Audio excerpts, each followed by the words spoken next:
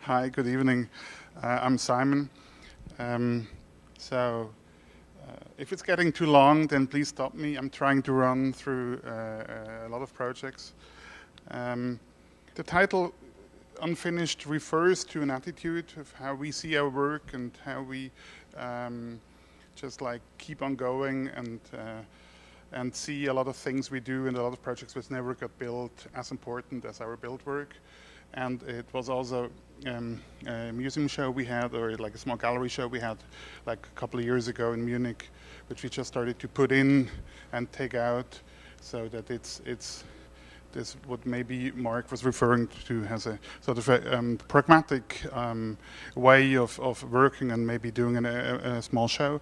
HHF, that's my partner Simon and Tilo, who are currently preparing the midterms, which we have this week, and a bunch of course, a lot of important colleagues and collaborators. We're like between 15 and 30 people, like, and roughly about 11 different languages in the office.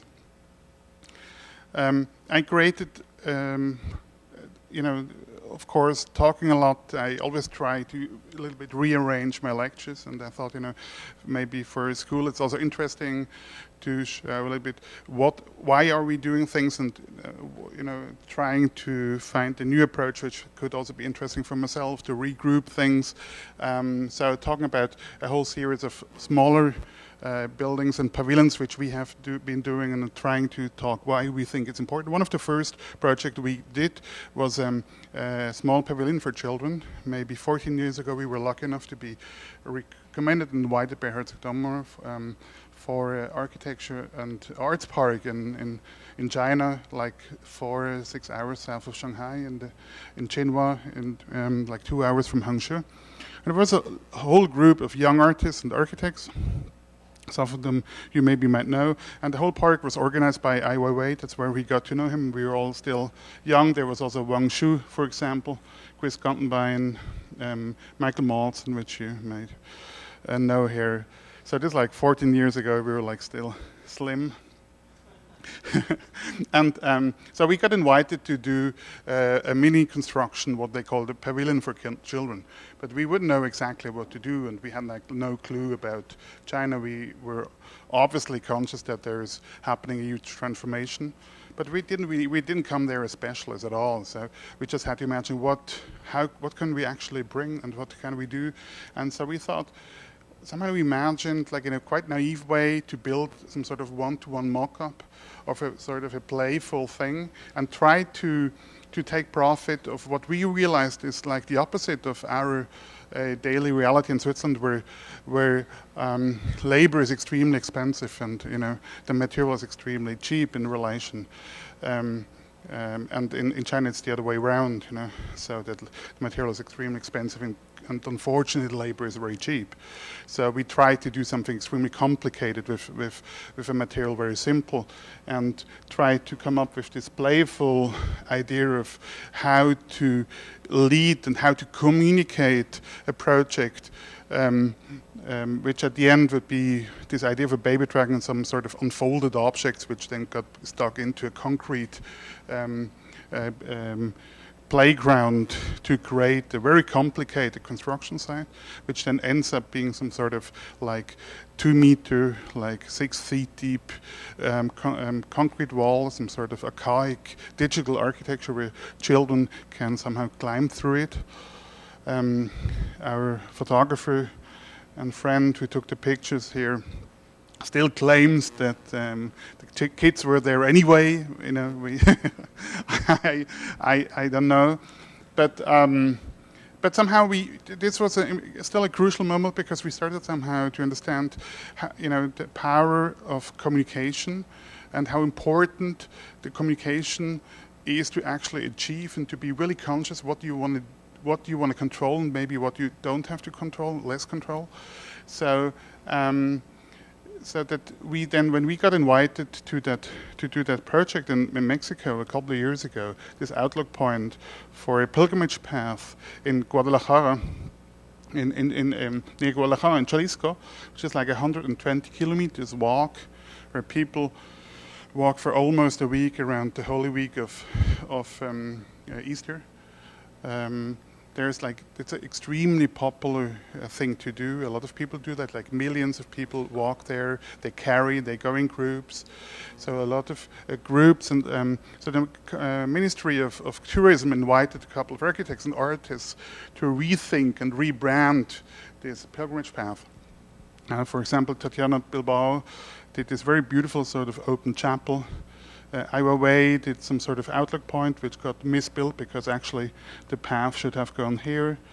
That's a chapel by Chris Guttenbein, and this is Luis Aldrete. The Mexican colleagues were the more asked to do some sort of infrastructural thing, like small places where people can put up their mattress and maybe wash their hands and rest for a couple of hours.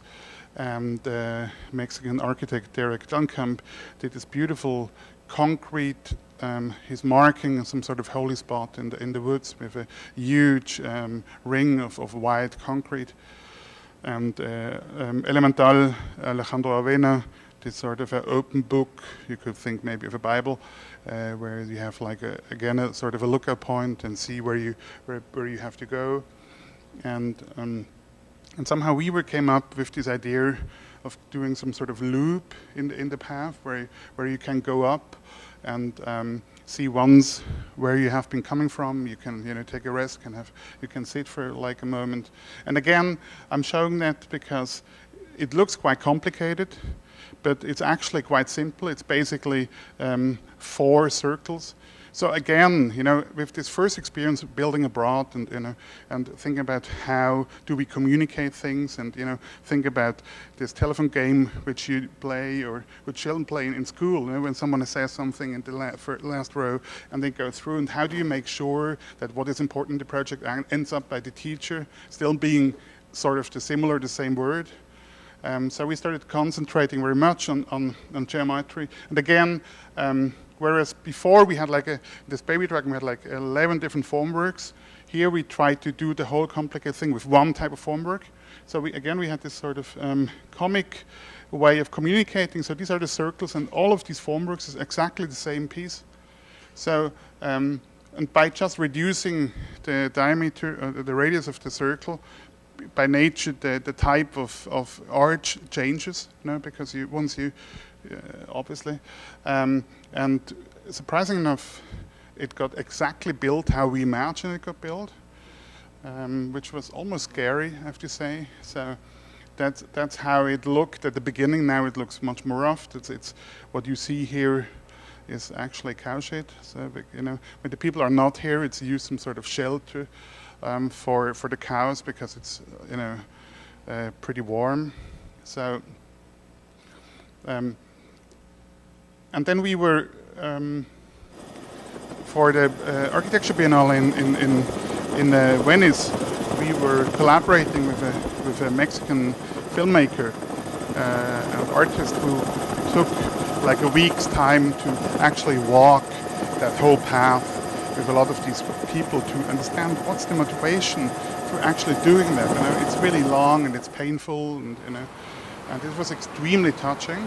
So he basically took his camera and followed some people, and he walked like a day or a half with a couple of these groups, and it was totally unexpected what we somehow saw, because it was families, but sometimes it also was just like a group of men who would do it together. And of course it was mainly religiously purposed, but not always. No? Some of them I'm so thankful that he's my friend. I'm so thankful that his foot is again good, but now we can do it. We just walk for maybe a week. So, and tradition has that when you go from one of these pieces, when you take your time to actually go and use these infrastructures, you show it by spraying or engraving your name. The Santos Family has one here. So, which is really interesting because it's really becoming a completely public infrastructure. It's really completely taken over by the people. And so by now, every year and basically every day, it's getting more and more rough. But at the same time, it's more and more colorful. So people take, family take pictures, like this family was coming here and, taking like a moment and then going on. In the same category of like smaller buildings where we think it's really interesting and maybe more easy to test like new ideas, where we have been out of this collaboration we started when we got to know IOA, we have been invited to do in upstate New York, like 20 minutes from Deer Beacon, in a small place called Salt Point. There's a collector who has a very beautiful, slightly strange building on a beautiful site where there are some art pieces scattered around, and he asked us, could you maybe build some sort of private museum, gallery space? But I know if he didn't want to spend any more, the budget was extremely low. So we basically had $300,000 for 4,000 square feet. For everything included fee, security, heating, cooling. So we tried a couple things, and then at some point we got to something which we would consider like some sort of no design building, which is basically everything which we used you can order online or you can buy it out of catalogs. So this is it's some fabricated steel elements used for agricultural or industrial purposes, and we into collaboration with IOA, we talk what could you do, spatially maybe interesting. So we were like talking and sketching and so I said, okay, maybe you could do like some sort of long thing and trying to put this together in like an interesting new way. And we even pushed it so far that we wouldn't draw the drawing. So we actually asked the company, this US steel fabrication company who did it, who then eventually became so extremely proud of the result, because they wouldn't expect that you can do this. So they drew all of these, all of that for us. So we told them what to do. Basically, they did the work, and we just, so we hired some people, and you only need like 2 men to put these elements together and then erect them and connect them. Not as the foundation, which was like by code, you could build like a 7-story building on top of it. And of course, it has this sort of reference to Marfa, to Donald Judd. And it became some sort of strange object, which is extremely simple, like 3 spaces connected with sort of a backspine, a ramp leading up and down. It has a strange connection to the environment because it only has 3, one, a second, and a third window to the north. So it's quite disconnected to the environment, but still, by walking that hill up and down, you somehow still are part of nature. And it has a very strange feeling. People, coming in that space, because it's so insulated, it really feels like, people want to do yoga or like singing, or, it has a strange, it provokes very strange motivations, I would say. So this is like, and then we put some sort of Chesterfield sofa insulation on the roof, and in the middle there's another small showroom, a small office, and the art storage, and that sort of infrastructure backspine. And I would honestly claim it's one of the cheapest museum you could probably ever build. It's like and there's not one single element which we designed. There's not one nothing. So 0. There's 0 design in that building. So I'm saying that because this sort of attitude. Of course, if you have an art project, and sometimes not having money can be even like an interesting thing. But if you do maybe a housing project, of course, it's not by nature a fantastic thing to almost have no money. But maybe somehow this way of thinking and using industrial products and maybe trying to put things together in a new way out of of the things which are already existing is just, you can of course more easily test it with smaller and less durable and more temporary buildings. Another, this is close to Paris, We won a competition with some friends from Paris like a couple of years ago for like a pretty huge site, which is like the whole park, which used to be some sort of wasteland. And in the European Union usually puts money into infrastructure first to trigger investments. In Switzerland we do it the other way around. And so they tried, there were some cars burning, so it was some sort of, half dangerous land with, on one end, sort of like Fisher Island, Miami, high-end villas, on the other hand, social housing. At the same time, it's very close to the Villa Sauer from Le Gobisset, so it's in Poissy, for the ones who have already seen that building. And so we won a competition for like a super low budget series of follies based on the idea of using different type of frames. This was somehow by some sort of reference to some informal floating weekend houses which were actually existing on that site. Very unusual for France to have like informal buildings. So we proposed like a series of steel and wooden frames to build a couple of sort of recognizable strange objects. And the two we now got built was, one of them is like a lookout point, which is a prefabricated steel, and which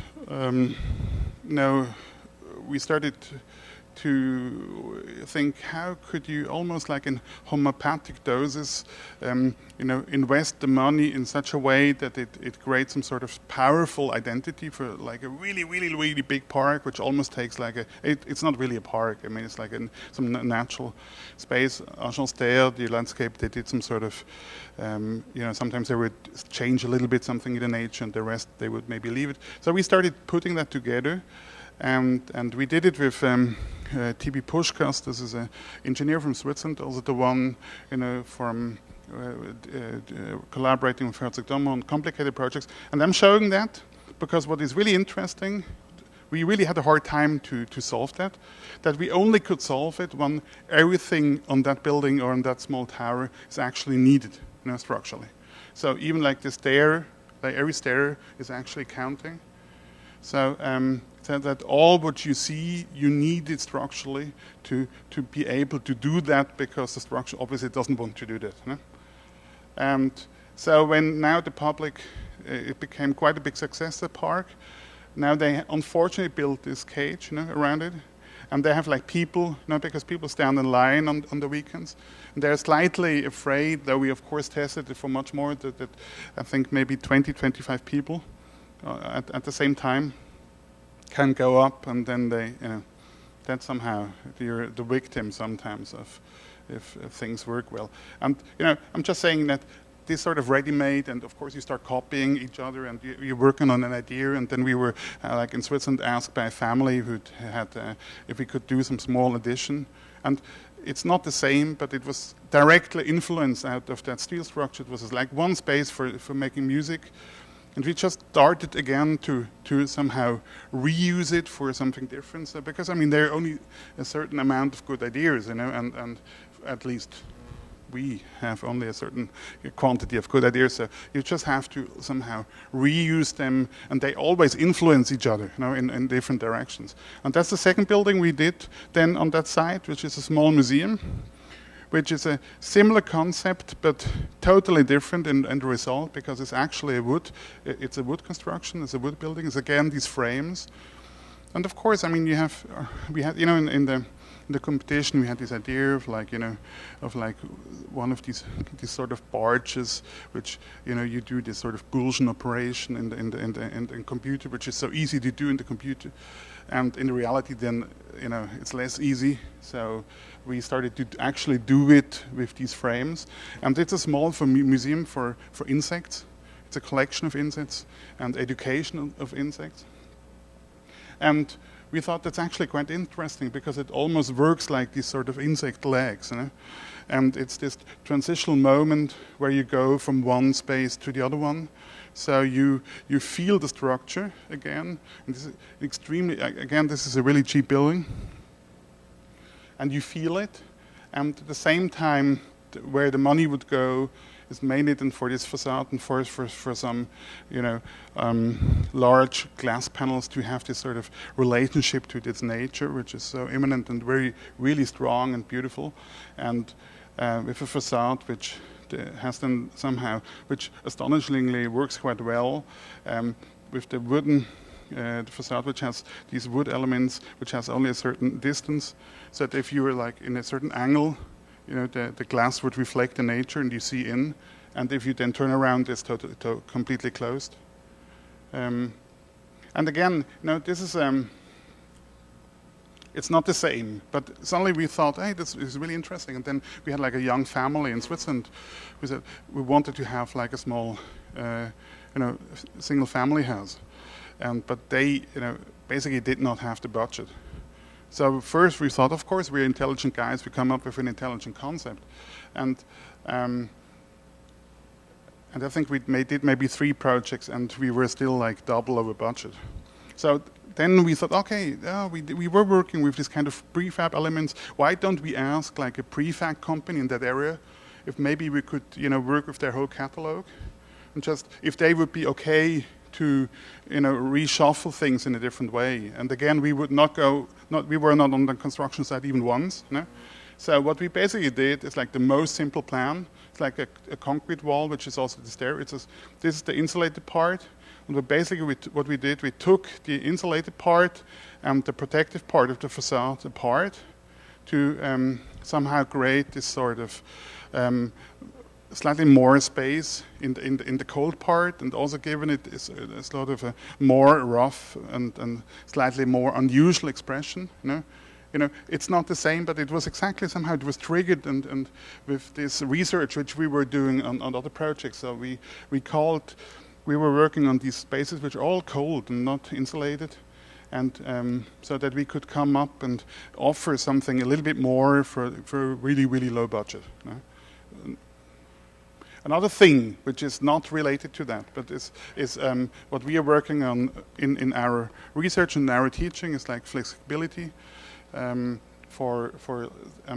think that somehow to regain this is some images from our studio at MIT at the time, which was about flexible structures, and because we think that we architects really should gain back the discussion partially about sustainability also on an architectural level, so not to only be dependent on high-tech infrastructure, which is of course very important, but it's as basic and as banal as it can be.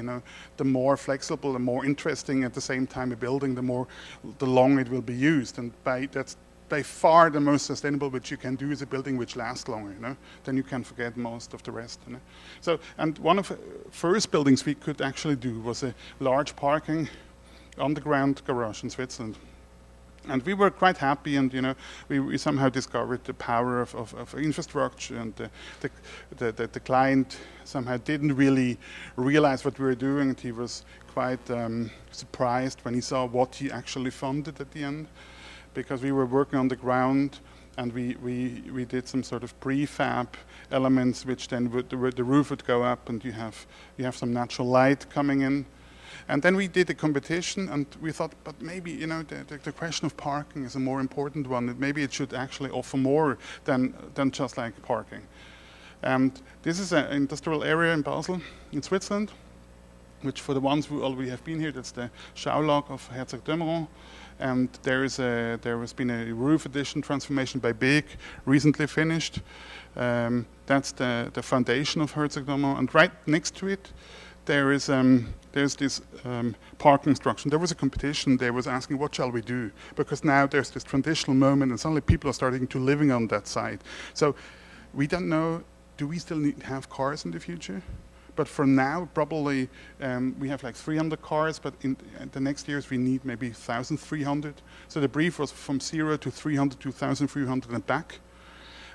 So we proposed like a structure, some sort of infrastructure bridge on top of that, with the idea to tear down very fast the existing one, to somehow offer some sort of soft public space where things can happen, and So that we said, okay, why don't we? It's some sort of IKEA shelf where you can have park, you have your park, but you also have like shops. You have a lot of different things.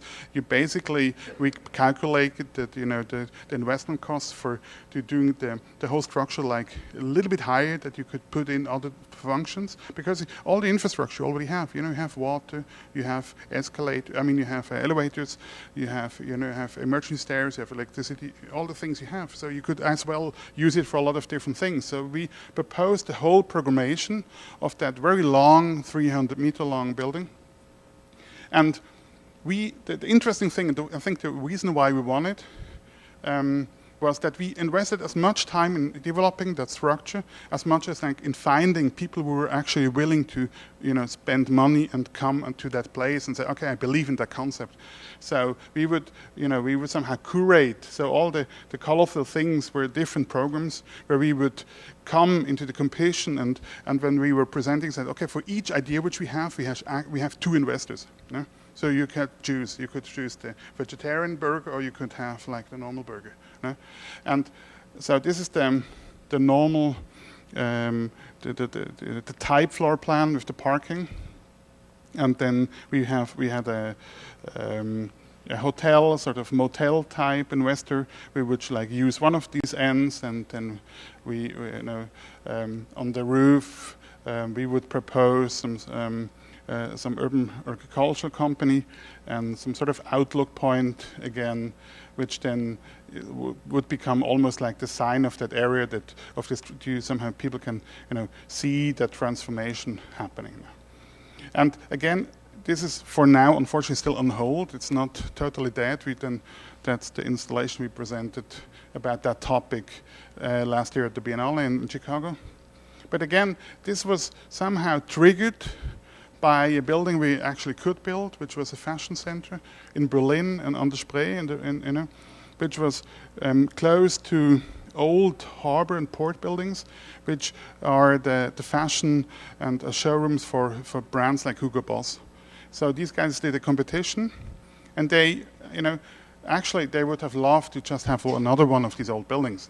You don't need anything else. That's what they want. These old lofty spaces, which were actually totally flexible, have a certain character, and you just put in whatever you want. And then we were like doing this competition, and at the time we were looking for like different sort of extremely flexible, but also very strong, structures which could maybe create some sort of iconic expression, because we knew that there are a lot of different brands going to be in there. So how to make actually a home where it would take a picture, and even though once you're in the Puma and next time you're in your Hugo Boss showroom, you will still know where you are, that you still know in which building you are, and at the same time it has to be super flexible because you wouldn't know how it will use. So we came up with this idea of like 2 arches, and then same type we tested for the facade.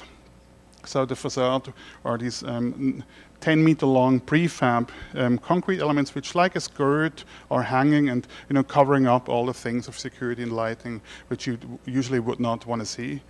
And so on the inside, it's a very rough building. So it's a core and shell industrial building, but it was important, on that rough side to make a statement to say, hey, guys, there's something new coming. So it's sort of we need something powerful, something iconic, but at the same time totally flexible and open. So on the ground floor, it's just like some sort of multi-purpose, event room for parties, and which now is basically used most of the time as sort of, this sort of rework type of office. And then the upper, so you see the facade and structure is this 10-meter grid, which is exactly the same, and people could just like choose chunks of how much they want to have, So totally independent, actually. It's just like sort of sheetrock, walls which they would put and say, okay, I just want to have a certain amount. This is, for example, the Puma. That's a collection of Usain Bolt. So if they come here, they present to their own shops. They come and present that. Of course, Puma, by somehow coincidence, was pretty happy because for their corporate identity, it was almost like perfect. No? But all of these interiors, we didn't do them, you know. So they all come with their own, you know, the architects. But still, somehow it works. We still feel like authorship, you know. And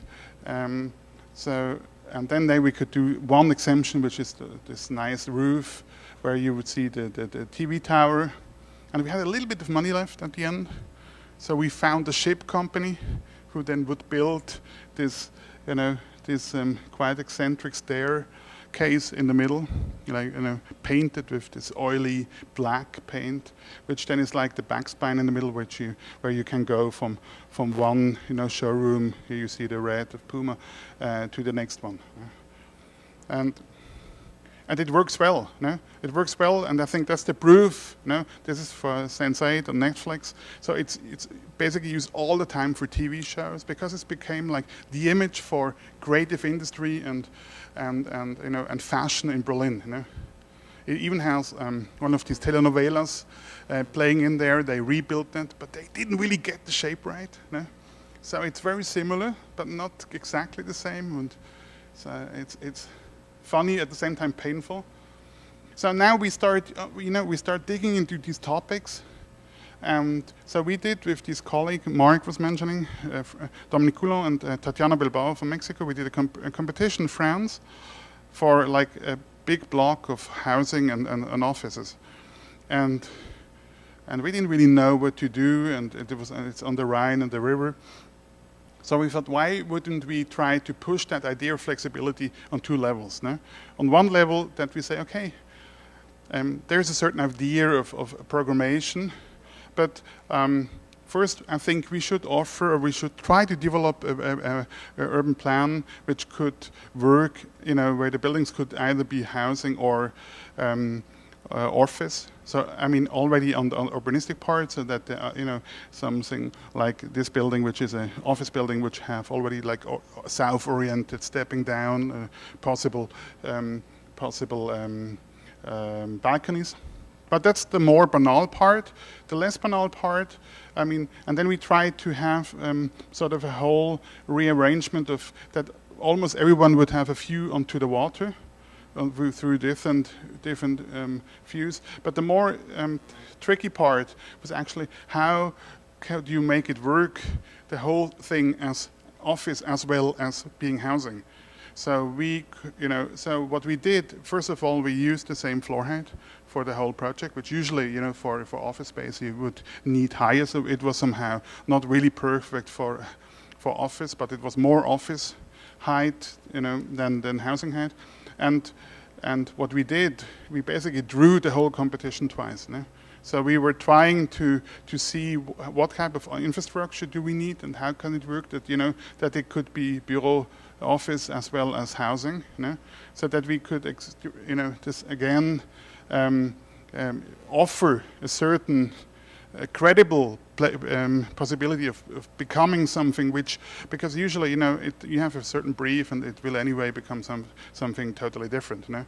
And of course, also we know that, you know, changing from office to housing is much easier, more easier than the other way around, you know, for a lot of different reasons. So we drew, you know, we showed everything twice to make sure it could change, you know. And that's now a project we're actually working on. We handed in the competition. We are now in the final.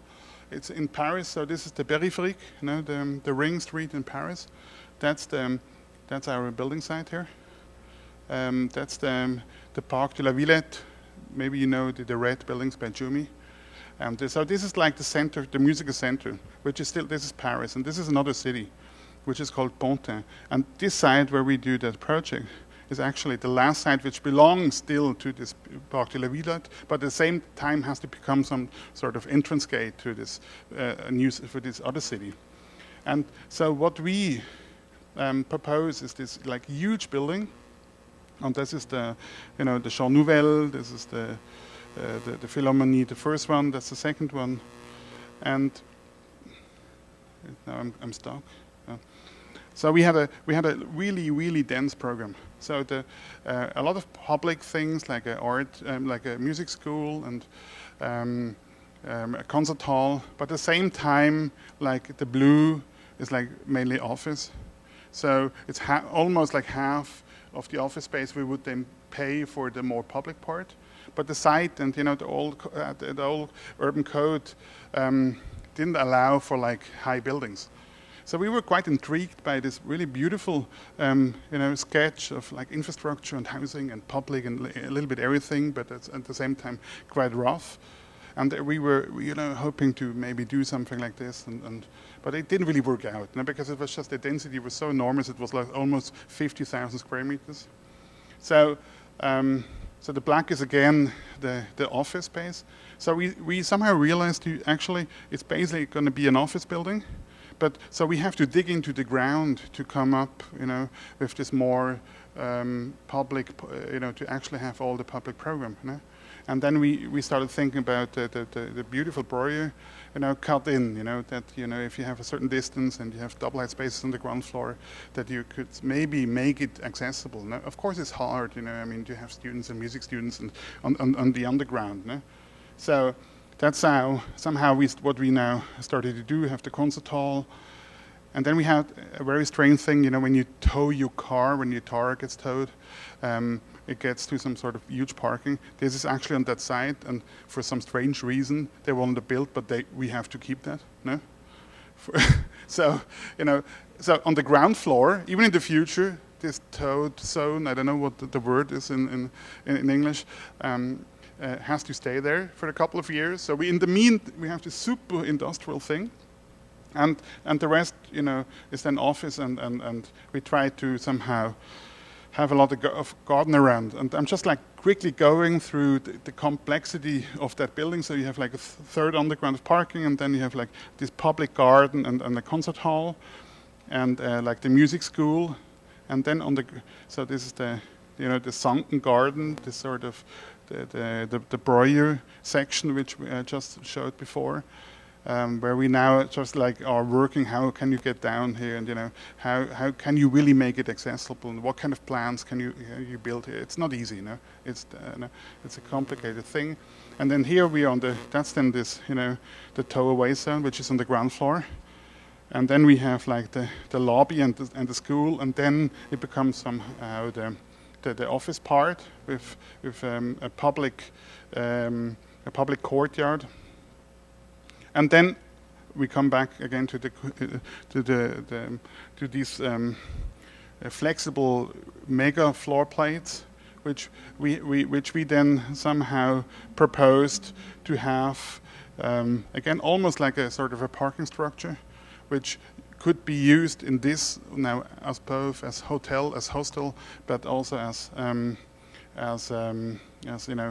large, one of the largest floor plates of office in Paris, and always testing and seeing for the hotel part and for hostel part, what dimensions can be used, what kind of infrastructure do we need, if it would become this and it would become that. Though we have investors, but still, you have to always, at the same time, test it and then develop some sort of belief in which direction would you like to push it, what you would think is interesting. And we, for example, would think this type of sort of student housing for music students, because it's part of this relate program, would be interesting to have sort of a layer of communal spaces and and a sort of filter spaces and balconies, and then the rest is pretty much like dormitories. At the same time now, for the facade, is it like something where you have blinds, or which then also can have other programs, or like a more rough industrial type of facade with sort of industrial elements? That's what we now are working on, what we just decided to go for. So it has then it has an influence on all levels, and we're just working now on finishing that, and we will present it, I think, that's the crazy thing, in Switzerland and Germany you would know that date when you're going to present it like a year in advance. In Paris, it's the mayor, they have a super full schedule, it changes all the time. It could be like in 2-3 weeks, could also be by the end of the year, we just don't know it. And of course, I don't know, to somehow come closer to the end. Another topic which we, of course, all work is like personalized housing. That's another topic, no? I mean, may it be for smaller buildings, like individual housing, but also for more and more sort of custom-made situations in cities, no? So I just show a couple of projects which we did, like this one in upstate New York, also in collaboration with Iowa Way, which is a large site which is some sort of artist compound. We have been working on that for a couple of years, which is like, it's on the Taconic Highway, 2 hours from New York. And so we had as a young couple asking us to, to basically do whatever. They just wanted to have a weekend house which was with a lot of space for indirect light and northern light for art. And somehow we were fascinated when we started on that project with the typology of American housing, the American materials. So it was a little bit, testing. Maybe it was sort of a naive European approach to test this type of materials. And but still, we were we're still quite convinced and happy with that, because also here, what you wouldn't see, a lot of details we would not draw. So it's basically, then at the end, coming down to some very few key details, which we developed together with the contractor, that we would not need to come to the site all the time. And then we could do it like another small pavilion project on that site with basically just like three rooms, with this idea of having a space where you at the same time have views into different directions and different conditions, like into the countryside and into the wood and into the garden. Some sort of Swiss cottage meets Japan, China situation. And then I'm showing like two. We did a small. We got asked by a young guy who bought a piece of land somewhere in Switzerland, and said, "Hey, I bought this piece of land, but I'm actually dreaming of a sort of a loft situation." And at the same time, he had an expensive car, and then he sold that car to actually build that house. But he somehow was dreaming, maybe in the future at some point I have a Ferrari. So please make sure that the Ferrari would actually come into work, and that you could actually put it into the garage. So what we did, we had like 2 interns cutting out of a foam board, like the section of a Ferrari, to when they were doing, because it was like quite steep and the complete way to come into the garage, and the Ferrari is so low. But he didn't really believe that it would work, so he rented one to make sure it would work out. So what we then propose is this like very open ground floor with basically just like structure and the kitchen, and everything else would be in the upper floor. So it's like a very abstract house which is completely open on the ground floor, and which is on a large terrace, and on top it has this spaces which are built on this this concrete space, which is all of this is structural needed to actually be able to have this floating element. And then we had this prefab wooden thing. There's the roof which was put on that within 1 day. So this was built concrete on site, and then we had this insulated roof which was put in, and then we have the joint like that, because it was just like put on like one after the other. And then we won a prize, and then we had like we were like on this book, and then suddenly we had a family from Munich, and they had this building, and said, "Hey, we really like that building, we want that too." I said, and then we went there and we saw that building. I said, "I'm not sure." First, I'm not sure if like copying ourselves. At the same time, you already have a house. Maybe I don't know. Maybe you have to renovate it. So what we didn't, we were talking, and and we somehow started getting in again, talking about what is the influence, the sort of ready-made, either from outside but also from your own ideas. Because hey, why not copying ourselves? Maybe it's an interesting thing, because it's never going to be the same anyway, So what we did, we actually kept the basement. So we chopped off the top part of the hotel, of the house, and so that's then how it looks. And I think the interesting part was somehow when we started to realize, by being a family which is different, by it's another country, it became like a totally different dynamic, you know. So, and it became a totally different building. Which of course has, a lot to do with this idea of like having a completely open ground floor and this sort of relation to nature and openness. But still, it's like the big brother, which was born later. And now we hope, maybe someone sees that and it somehow goes on. I think that's the story. I would have more, but I think we should cut it, no? Shall I show another two? Yes. Yeah? Okay. Okay. So, then I show another two. Because now we talk about this sort of personal house. I make it quick, no? I think one of our realities in European city, is of course we don't, or like we cannot build like on the open. So it's always, most of it is already here. And so we had we did this project close to the Novartis campus, which is on the Novartis campus entrance. With the Sana building is actually just here, and it's this extremely European, extremely dense situation. And the plot, the size was much bigger. So this, what you see here, which looks new, is the green building, but actually it's 4 houses.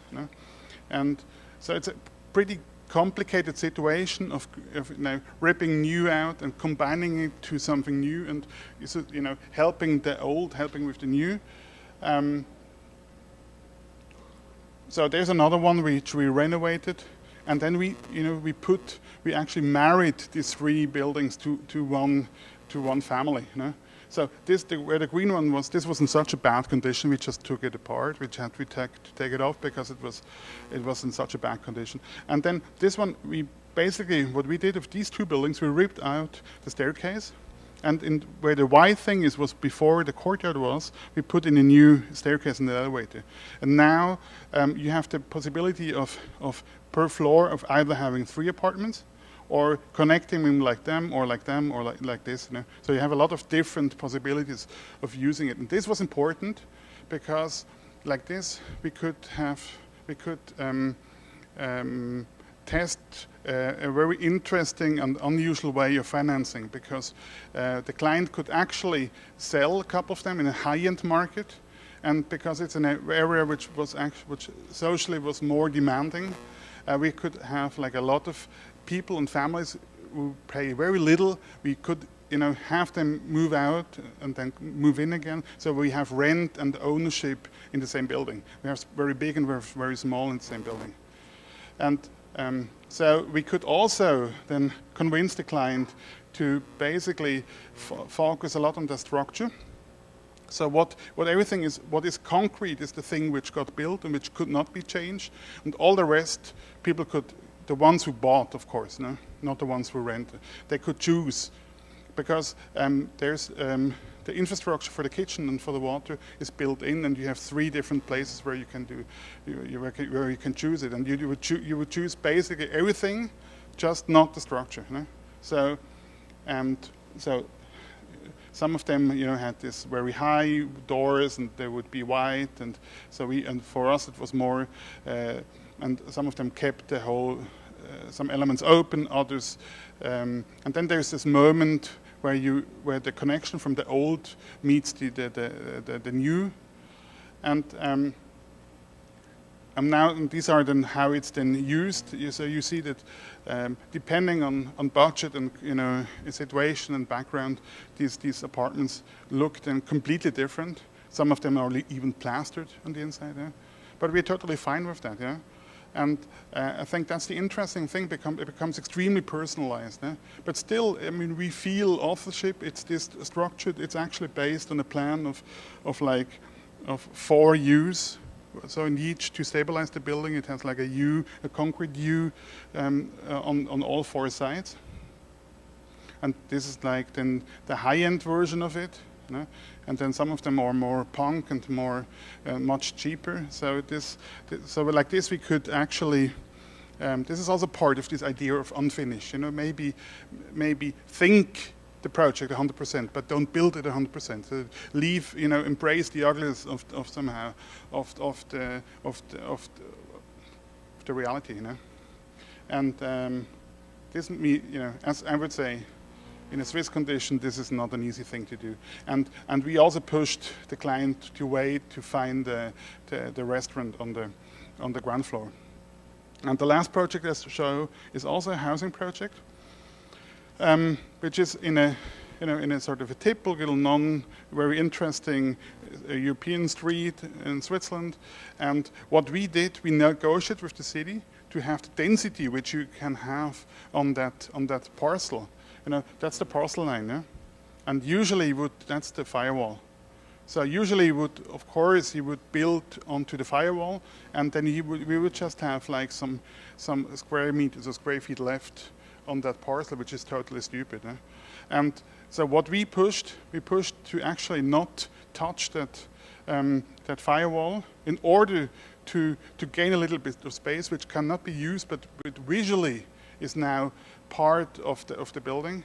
Because you now somehow you have in the middle of the city, you have suddenly a building which has windows to 4 sides, which usually you would not be able to have. Because on this side we negotiated so that if ever it would be continued, they would just be closed.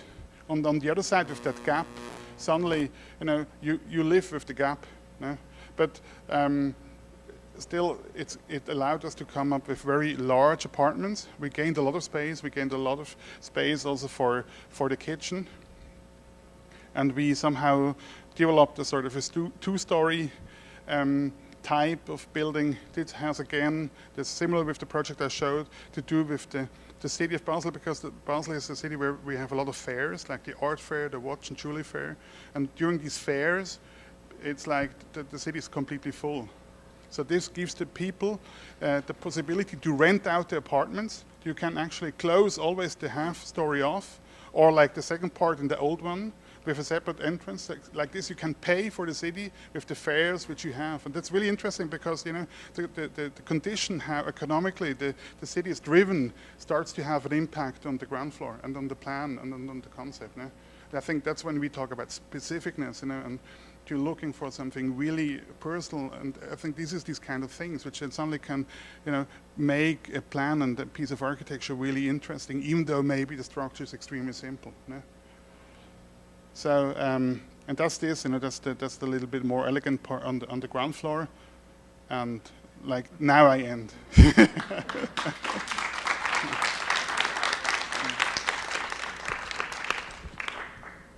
Well, I'm a second semester student, so I'm just being introduced into this discipline, and I can understand that when you're working under a budget, you will most likely work on the aspects that your client will tell you to work in, and you will go from there. But what are some aspects that you want to achieve in every project, regardless of the budget and the specific needs of the client? I think we always want to make sure, and this needs a lot of discussion with them, to put the money in the right place. And this is not obvious. To really discover together with them, what is actually what they need, because they come with if for private clients, usually they maybe build once in their life, and it's of course a lot of money, and you always want more that you can afford, and we also have to be aware of that, so people are always a little bit on the edge,